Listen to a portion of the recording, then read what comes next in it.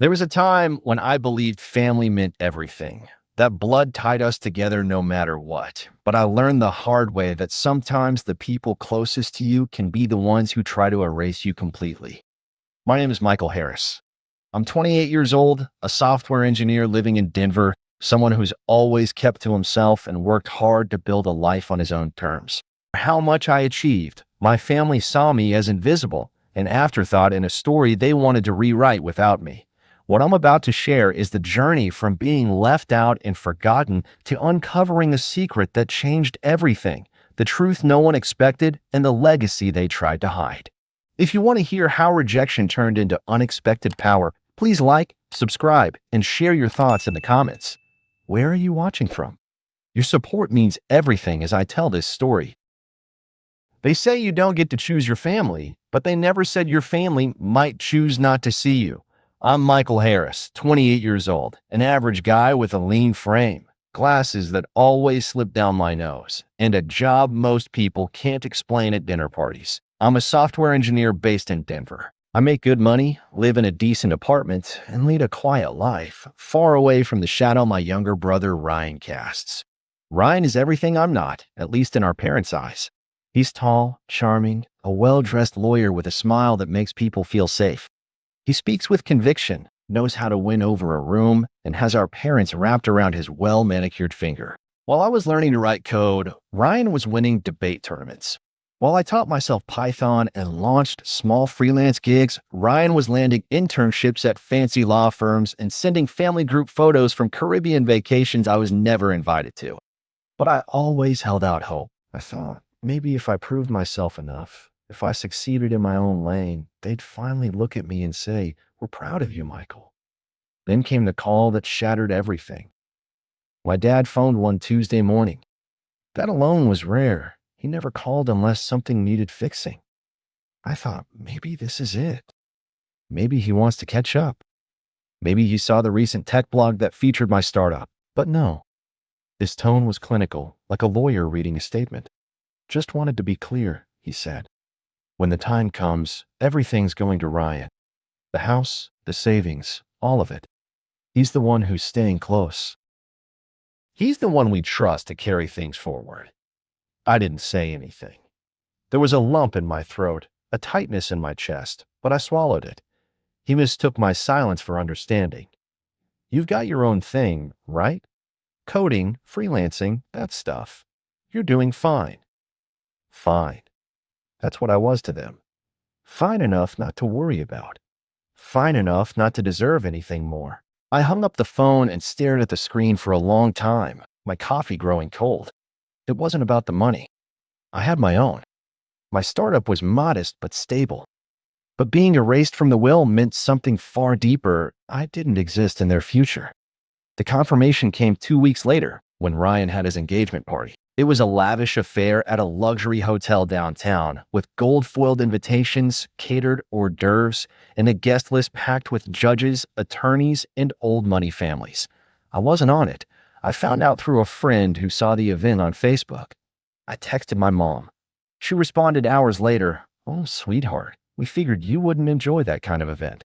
Very formal, very not your scene. Not my scene. Like I was some kind of recluse or misfit. The more I thought about it, the more the memories piled up. Times they left me out of family vacations, citing limited space or "you'd be bored with us." Times they skipped my birthday or forgot I was in town. One Thanksgiving, I brought a new girlfriend home to meet the family. Ryan showed up with his date, and within 10 minutes, all attention was on her job, her family, her future with Ryan. No one asked my girlfriend a single question. She never came back after that. Still, I tried. I bought Mom a necklace for her birthday, a vintage-style locket she once admired in a catalog. I saved up for weeks to buy it. When she opened it, she smiled politely and handed it back. "This is sweet, honey, but I don't really wear this kind of thing anymore. Maybe you can return it and get something useful." That's when it started to sink in. I wasn't just overlooked. I was unwelcome. Tolerated, maybe, but not embraced. Ryan was the favorite, the heir, the ideal son. I was the awkward footnote in the family story, the one who didn't quite fit the narrative. They saw Ryan's success as a mirror of themselves, proof that they'd done something right. My achievements, however quiet or technical or nerdy, were invisible to them. At one point, I called Ryan, just to talk, just to hear his side. Maybe he didn't know what was happening. Maybe he didn't agree with it. But he did. Look, he said, Dad and Mom have a vision for the family, you know? Estates, trusts, legacy. It's not personal, Mike. You chose a different path. Tech stuff. You're doing okay, right? There it was again. Not excellent, not admirable, just okay. I started pulling away, not out of spite, but survival. I stopped calling, stopped texting. I focused on my startup, on long coding sprints and customer demos. I lost myself in algorithms and product updates. Code was clean, predictable. If it broke, you could fix it. Families weren't like that. Still, I couldn't stop thinking about it. About what it meant to be cut off, disinherited, erased. Not because I needed the money, but because it told me everything I needed to know about my worth in their eyes.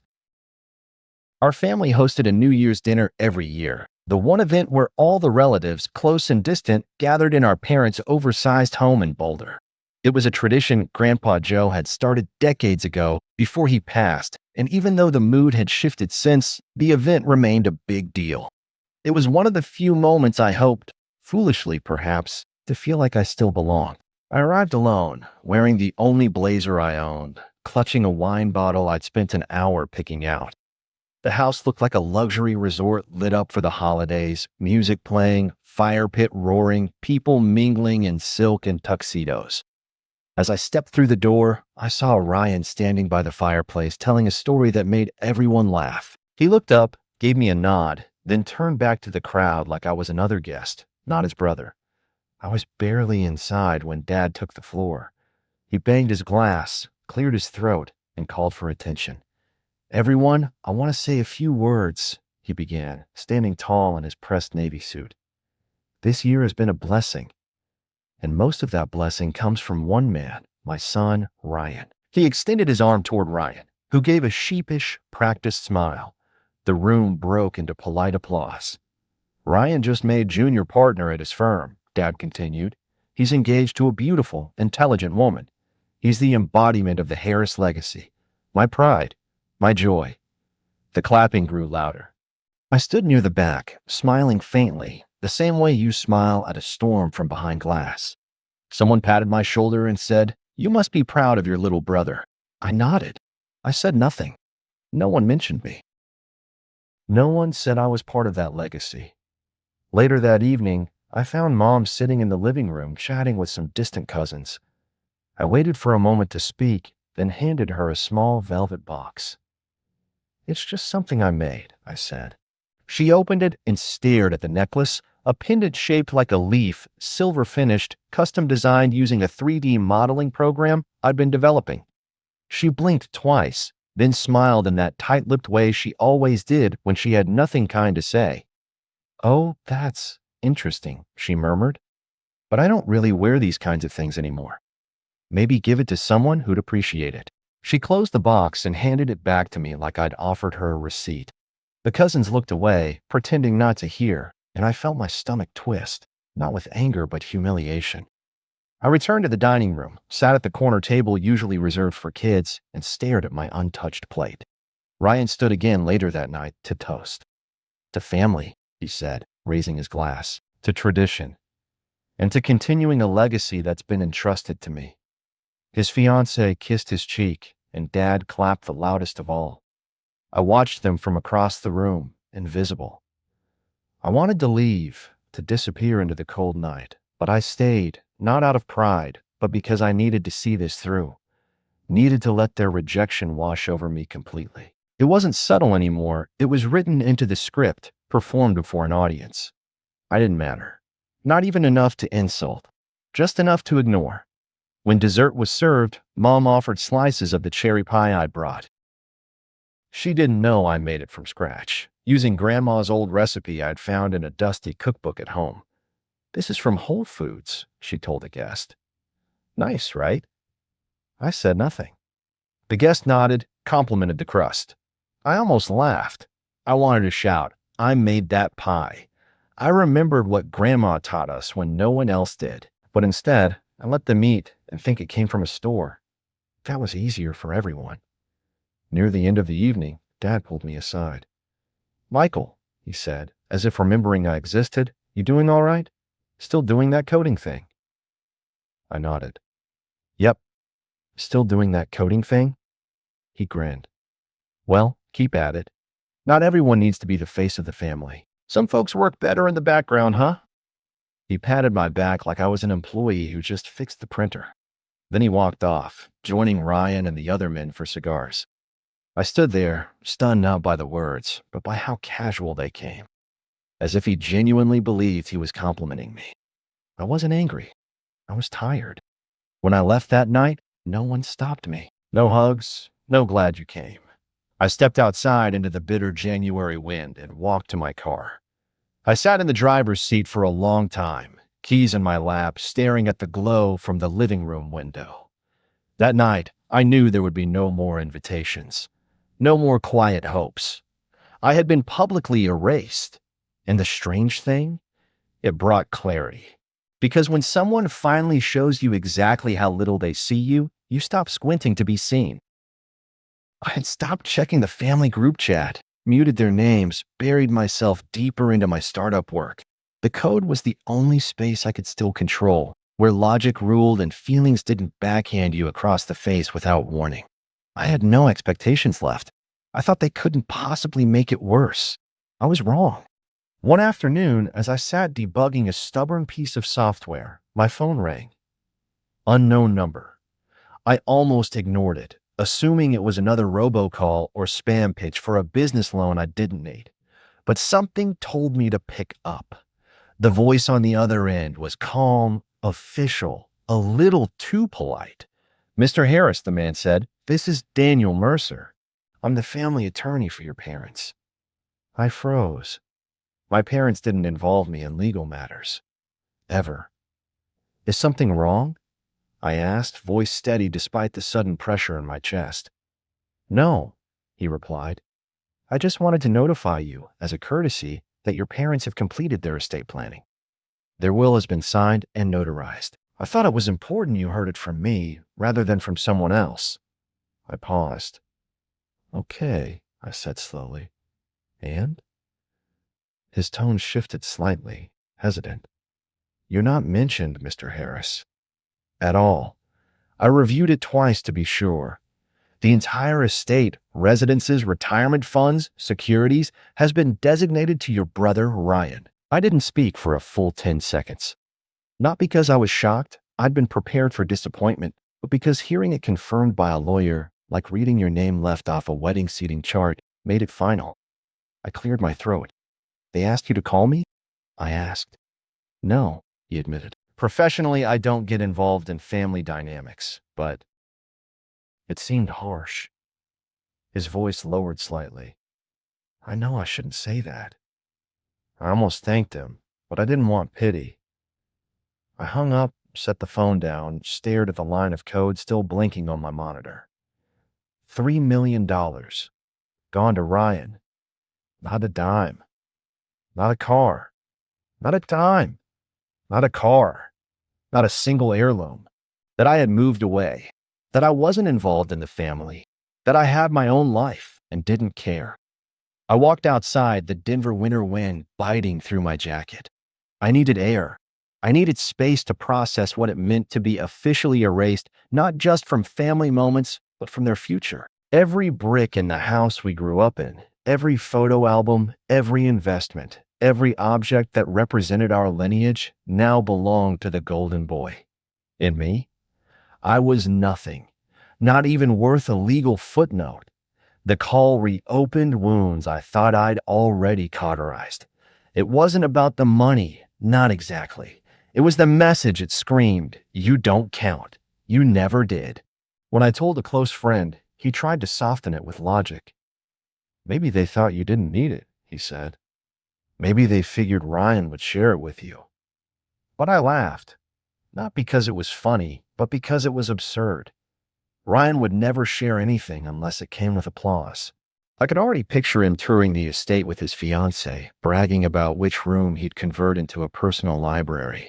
He'd hang new portraits, reframe our family's history to highlight his role. He'd probably pretend I was just some distant cousin who moved away. The week after that call, I received a letter from a courier.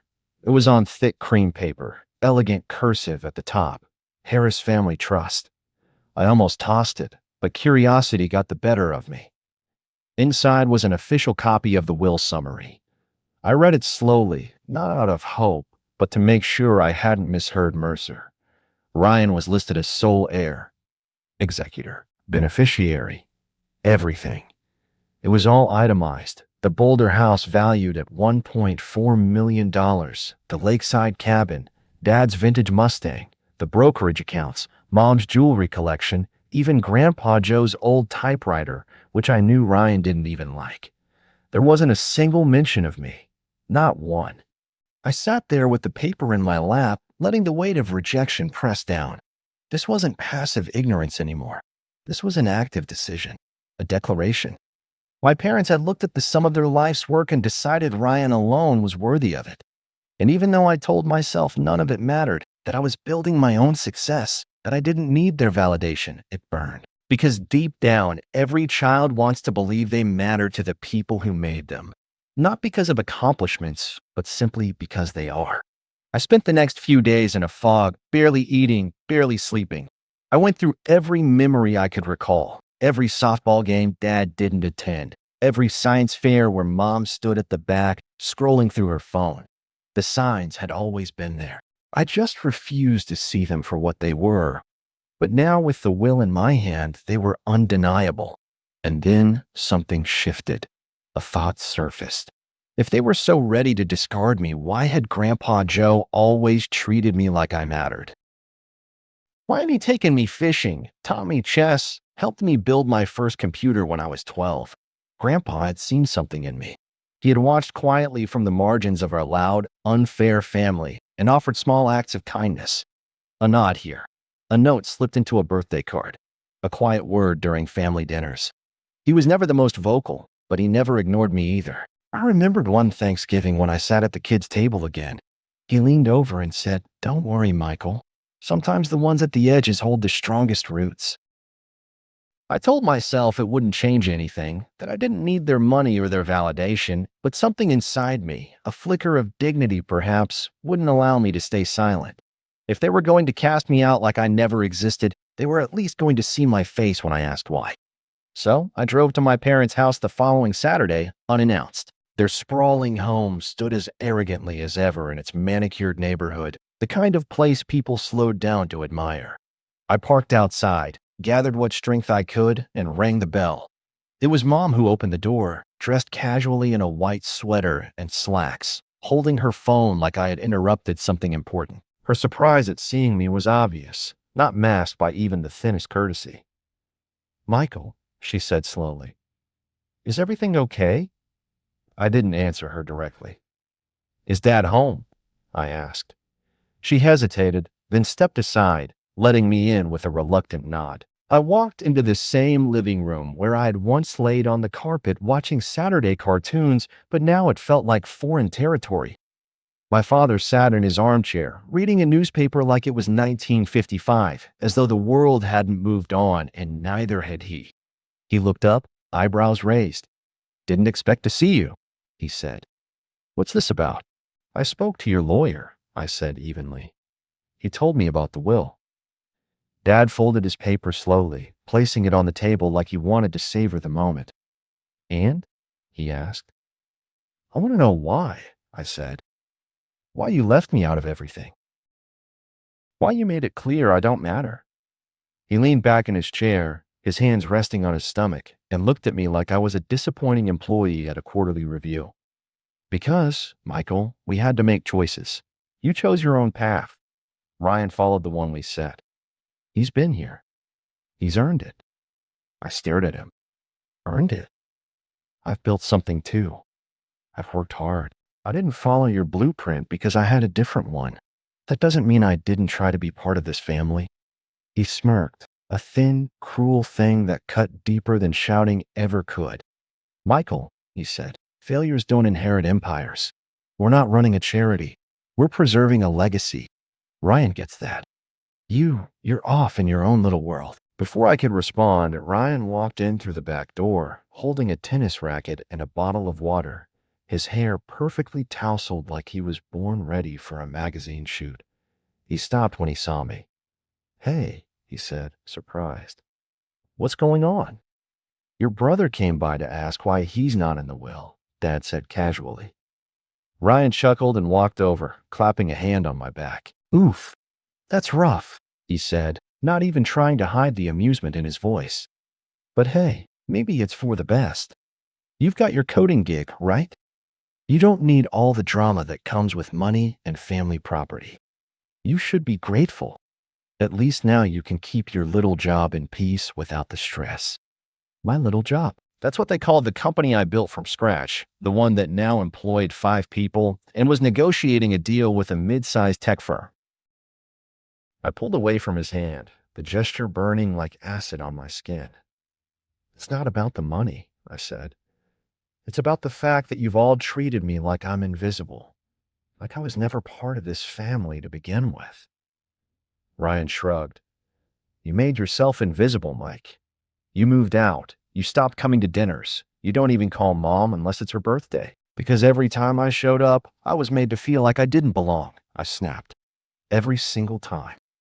Well, Dad said, standing now, maybe that's just how it is. Life isn't fair. Some people rise. Some people drift. That's not our fault. I looked between them, my father's cold certainty, Ryan's smug detachment, my mother's silence in the hallway, and realized there was nothing left to fight for in this house. I had come hoping to understand, hoping for maybe a sliver of remorse, some flicker of awareness that they'd hurt me. But all I found was validation of every fear I'd buried. They didn't just not care, they never had. I walked out without another word, the winter air stinging my face, my lungs burning with every breath. But even through the anger, the grief, the shame, I felt something else creeping in, resolve. I would never return to that house again. Not as their son, not as a forgotten name on a family tree. It lingered in the quiet moments, in the gaps between lines of code and the pauses during startup meetings. I kept thinking about that smirk on my dad's face when he said, failures don't inherit empires, and Ryan's patronizing pat on the back as if he'd just consoled a janitor who failed to make CEO. What stung more than their words was the realization that they didn't even think what they were doing was cruel. To them, I simply didn't belong. Not in their house, not in their will, not in their definition of family. A week after the confrontation, I stopped by the local coffee shop near my apartment, just trying to reset. The owner, a kind older woman named Patrice, who'd known our family for years, struck up a conversation as I waited for my order. I saw your mother at the neighborhood brunch on Sunday, she said with a hesitant smile. She was going on about Ryan's engagement. Said something strange, though. We only have one son now. Ryan's made us proud in every way. My chest tightened, and I forced a nod, pretending I hadn't just been hit in the stomach with her words. Patrice noticed my reaction and looked apologetic. I probably shouldn't have told you that, she murmured. But it didn't matter. She had. And it confirmed everything I already knew. They weren't just excluding me privately anymore. They were telling people I didn't exist. I went home and sat on the edge of my bed, staring at the wall, wondering how 2 people could disown their own son with such ease. My phone buzzed with a text from one of my old high school friends, someone I hadn't spoken to in years. It was a link to an article on a local news site featuring a blurb about Ryan's recent promotion and in an accompanying family quote, "We've watched Ryan grow into the man we always hoped for. Our one and only son has exceeded every expectation." No mention of me. No caveat. Just a clean erasure. And yet, even in that moment of despair, my thoughts drifted to Grandpa Joe. I remembered how he used to ruffle my hair when I was a kid, how he'd pull me aside during family barbecues and ask about my science projects, how he came to my 8th grade robotics competition when everyone else was too busy. After his funeral last year, I'd barely returned to his property, but now something called me back. A need for connection, for answers, or maybe just for a sliver of warmth from someone who once made me feel like I mattered. So that weekend, I drove to his cottage up in the foothills, a quiet little place with creaky floors and old bookshelves, the scent of pine still lingering in the walls. I hadn't been there since the wake. The key still worked. The door creaked open, and I stepped into the quiet, half expecting to hear his raspy voice greeting me from the kitchen. Dust had settled on the countertops, and a framed photo of me and Grandpa fishing when I was 10 still sat by the fireplace. I didn't know what I was looking for. Maybe a letter, a journal, some proof that I hadn't imagined our bond. I wandered through the room slowly, touching the backs of old chairs, scanning the shelves. Outside, I noticed his neighbor, Mr. Alton, trimming hedges. He looked up and recognized me immediately. "Michael," he called, wiping his hands on a rag. "It's been a while. Your granddad talked about you all the time." I stepped outside, eager for any piece of memory someone else might have held. "He did?" I asked. Mr. Alton nodded, his expression softening. "Oh, constantly. Said you were the only one in the family who ever listened to him. He'd brag about your tech stuff. Said you'd build something one day that would change the world. Said you reminded him of himself. 'Michael's my legacy,' he used to say. Not the suits and ties in the city, the one who builds things with his hands and heart." Those words hit me like a gust of wind after a drought. For the first time in weeks, I felt something other than numbness. "Did he ever mention anything he left behind?" I asked cautiously. Mr. Alton shrugged. Only that he was working with a lawyer toward the end. Said he wanted to set the record straight, make sure the right person got what they deserved. But he was real quiet about it. Said he didn't trust the others not to twist his intentions. I opened every drawer, removed every book from the shelves, unscrewed the vents, and tapped on the walls, hoping for a hollow sound. For days I found nothing, and I started to feel foolish, like a grown man chasing ghosts. But then, on the seventh day, something shifted. I was sitting in the same armchair Grandpa always used to read in, staring into the dark fireplace, when I noticed the brick pattern on the left panel didn't match the others. It was subtle, almost invisible, but the grout line ran slightly deeper. I grabbed a flashlight and pressed along the edge until I felt a slight give. With a gentle push, the panel swung open with a soft creak, revealing a small compartment behind it. Nestled inside was a sealed wooden box, worn but solid, with brass corners and Grandpa's initials, J.H., engraved in cursive on the top. My heart pounded as I carefully lifted it out and placed it on the old coffee table. I sat for a moment, just staring at it. My hands trembled slightly as I opened the latch. Inside, neatly placed, were two items, a folded handwritten letter and a black USB drive taped to the inside lid. The letter was addressed simply, to Michael.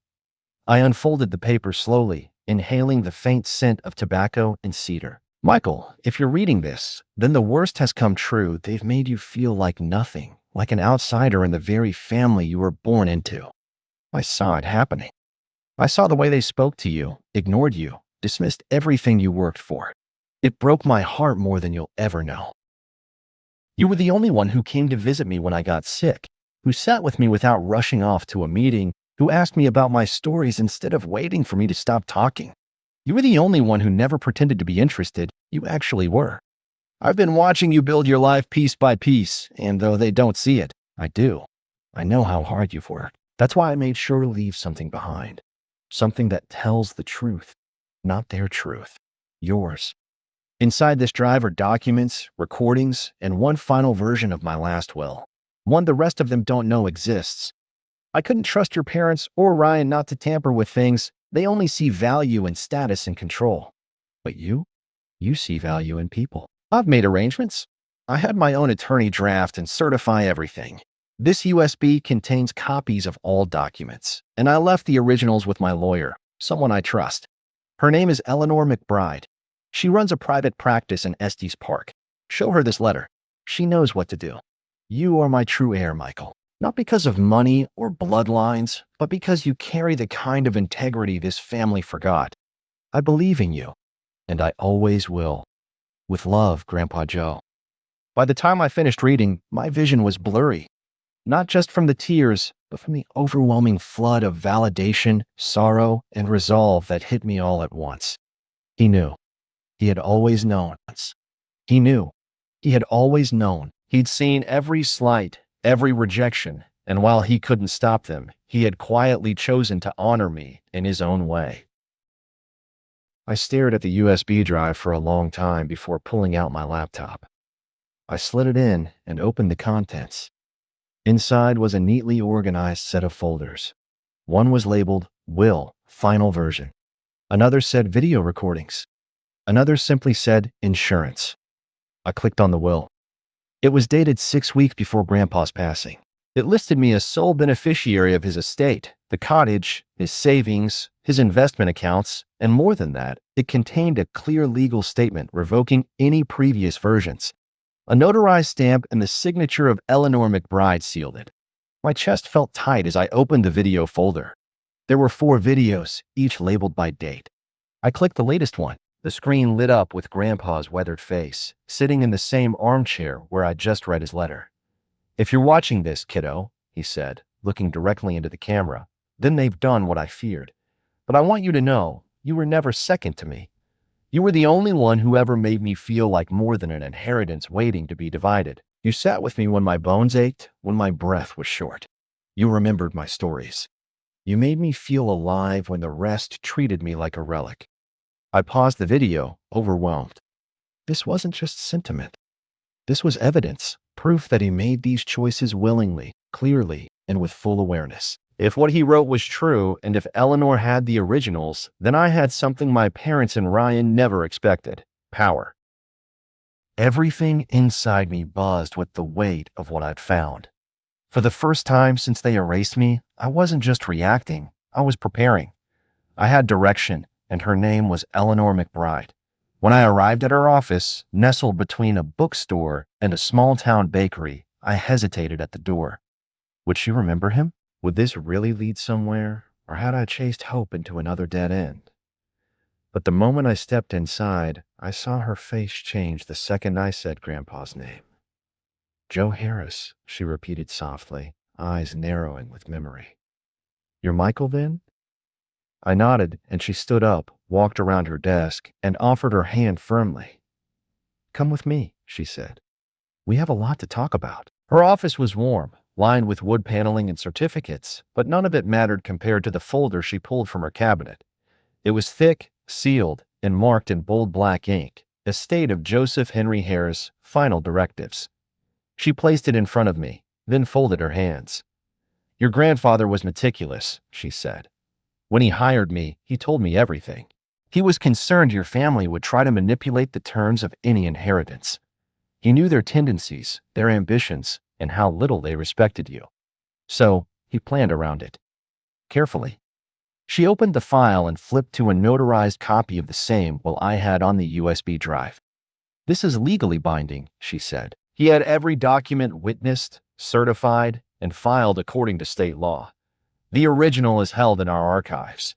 The cottage, his savings, even his life insurance policy, everything goes to you." My breath caught in my chest. "And they don't know?" I asked. She shook her head. "Your parents are under the impression that the older draft is valid, the one that names all 3 of them as equal recipients. But that version was revoked. Your grandfather made me promise to keep everything silent until the family executed their own will reading. He said, let them show their true colors. Then Michael will show them the truth." She stood and walked to her safe, returning with a sealed envelope, heavy and crisp. Across the front in Grandpa's handwriting were the words, "Deliver on will reading day, only if they deny him." I stared at it, stunned by how far ahead he'd thought. He really believed they'd do it, I said quietly. "He didn't just believe it," she replied. "He knew it. And frankly, so did I, the moment I met them. Joe told me you were the only one who visited him, the only one who remembered his birthday, who helped him file his paperwork when his hands got too shaky. He trusted you because you never wanted anything from him except his time." I swallowed hard, overwhelmed but steady. So what happens next? She looked at the calendar and smiled. The official will reading is scheduled next Tuesday. Your family's attorney, Daniel Mercer, requested my presence as a witness. I haven't told him why, but I'll be there, and so will you. That night, I stayed in a small inn near the lake. I sat on the bed staring at the envelope, reading Grandpa's words over and over in my head, only if they deny him. It was poetic in its own way, not bitter, just precise. He knew them too well.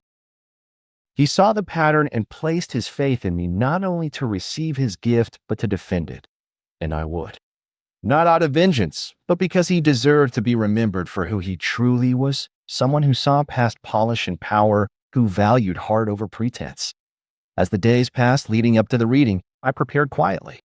I backed up every file, printed hard copies, reviewed the state statutes with Miss McBride to ensure nothing could be contested. I even reviewed the video recordings again, tears burning at the corners of my eyes as Grandpa looked into the camera and told the truth. He wasn't trying to hurt them. He was trying to reward someone who had cared when it mattered. Tuesday arrived. The law office in Boulder was full when I walked in. Ryan was leaning against the wall, looking polished in a tailored suit, chatting confidently with Mercer. My mother wore her pearl earrings, the ones she always reserved for moments she wanted to look important, and Dad stood with his arms crossed, impatient as ever. No one acknowledged me.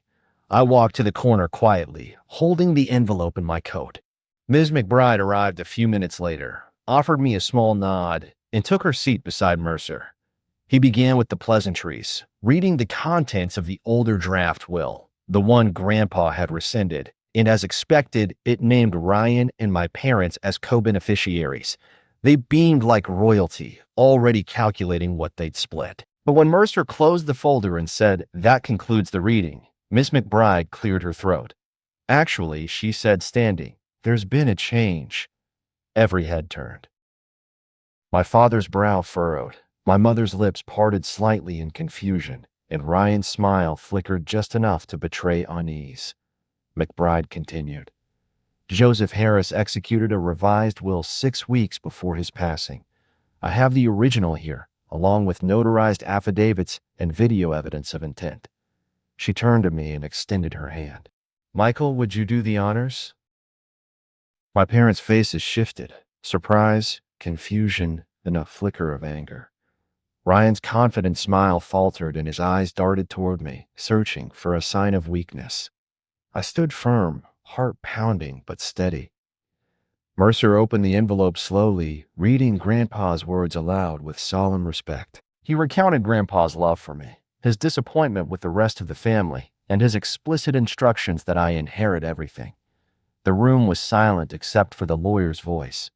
When he finished, he turned to his own folder and pulled out the notarized will dated 6 weeks before Grandpa's passing. "This document supersedes all previous wills," Mercer declared. "It is the only valid will recognized by the state." The implications hit my parents like a thunderclap.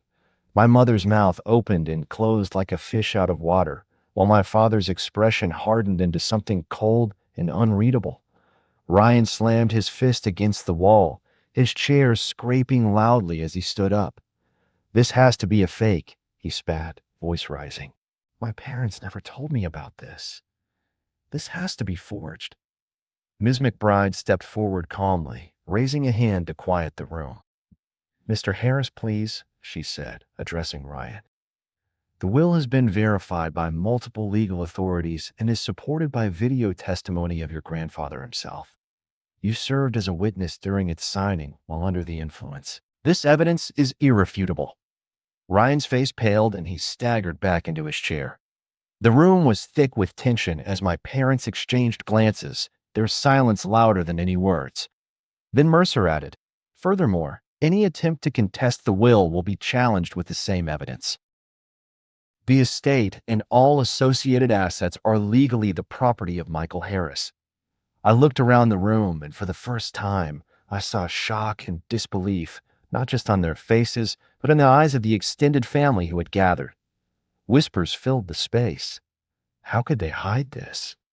Why didn't anyone tell us? The reality was unfolding in a way no one had expected. My parents' years of planning, their deliberate exclusion of me, were not only revealed, but legally overturned by Grandpa's foresight and trust in me. As the reading ended, Miss McBride handed me a folder with all the documents and said softly, "Your grandfather believed in you. You don't have to prove anything to anyone else." I felt tears prick my eyes but blinked them back. This wasn't about vengeance. It was about justice and truth. Outside the courtroom, I noticed Ryan avoiding my gaze.